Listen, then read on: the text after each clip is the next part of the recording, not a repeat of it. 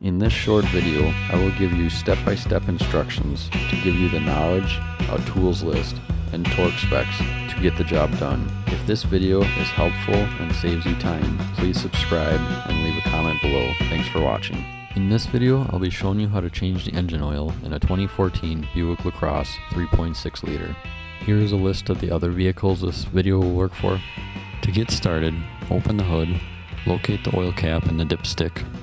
Remove the oil cap, remove the dipstick, clean it off, insert it back in, then remove it, make sure the oil wasn't too low. Then you can raise the vehicle up, then you can remove the drain plug. This is a 15mm, let the oil drain out. Then after the oil is done draining, reinstall the drain plug and then tighten it up. This is the part number for this oil filter.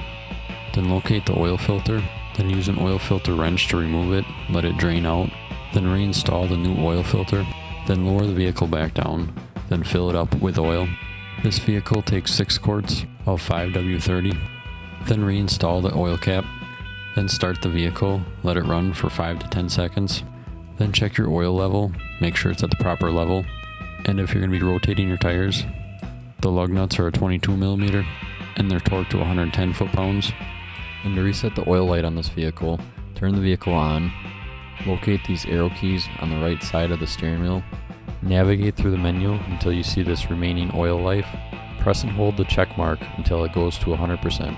And with this vehicle, the air pressure on the tires should be 33 pounds. And if you did rotate the tires, you'll need to recalibrate them. You can watch my video here, how to reprogram them with the Autel tool. Thanks for watching the video. Please like and subscribe to get more short and to the point how-to videos like this that saves you time so you can get more done.